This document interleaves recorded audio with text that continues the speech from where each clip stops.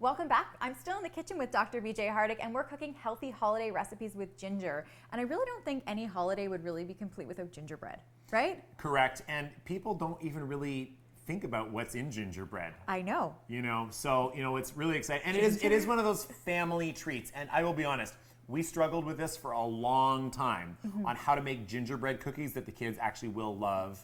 And you can use all your fun little shapes and everything. Yeah. And you're not, so the kids are not going to be having, walnut bars for Christmas just because you're healthy. You can still have some really, really good fun stuff. And you're using a lot of similar ingredients that you'll be familiar with, but with a healthy twist. And you know what? Most kids won't even know the difference. And you'll actually enjoy the taste better because you're using some superfoods. Absolutely. And some super spices. Yes. Okay. So what do we start with?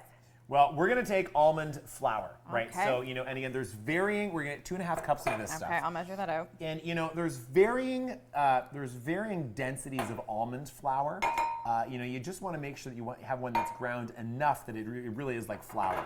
Yeah. So what's next? So we're going to use 2 teaspoons of ground cinnamon and basically just 1/2 teaspoon of ground cloves. Okay. So again, we're not just using ginger. There's all these other awesome flavors that are in here.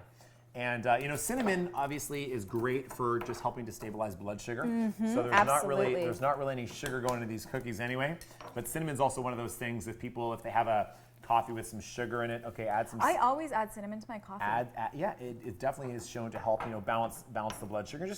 It has something to do with the insulin receptors on the cell membranes to get really scientific. But it makes it easier to basically deal with the impact of sugar. So I'm going to add 2 teaspoons of cinnamon here. Remember, much more cinnamon than there are cloves. Cloves are intense. Yes. What you're grounding right there, cloves. And you can get pre-ground cloves. I just really love the taste of fresh ground cloves. Well, why have a mortar and pestle if you're going to get ground stuff? Right? Exactly. And also the whole cloves. A lot of people use those and they chew on those in place of chewing gum. I do that all the time, especially after a meal when you want to reach for gum. You can just take a clove just like this. Yeah. Chew on it. When it comes to the ginger, obviously you could grate and grind your own, right? But you got to get really, really deeply powdered. So we're just going to use 1.5 teaspoons of our own ginger. And this is just basically dehydrated ginger. You can buy it in the grocery store or anything like that. Absolutely. But there's nothing added. It's just pure ginger. Yeah. And so what's interesting, there's more cinnamon than there is ginger than there is clove. Right. Right. It's in that order. And then the last of it is just going to be 1/4 teaspoon of salt. Ooh. Because, a lot of people fear salt, but again, when you're using like a Himalayan sea salt or a real salt, we know that actually helps bring out the flavors. Absolutely, and we have a Himalayan salt here. Yeah, we're just going to use just about 1/4 teaspoon and a distinction between regular white table salt and a good quality mineral salt, like a Himalayan salt or a pink salt. Or, White salt is often bleached and it has sugar in it. So you're trying to bake all this sugar-free stuff, and then it gets hard when you add sugar to your salt. But that's in there. Go get the salt at one of the fast food restaurants, and you'll see that there's sugar in it. Where's my egg? Here we go. Whole free-range egg. That egg's from a local farmer. Picked it up on the weekend. Beautiful. You just, the best thing is you just have to know your source. So there goes our unsalted, butter. Pre-melted butter. Okay. And here's our other little favorite trick, stevia. Stevia. Now, okay, talk to me about this is stevia. intense and concentrated. So, you can get powdered stevia that is a 1-to-1 ratio with sugar, but I'm telling you, like 2 or 3 drops of this in your coffee and it tastes like a couple teaspoons of sugar.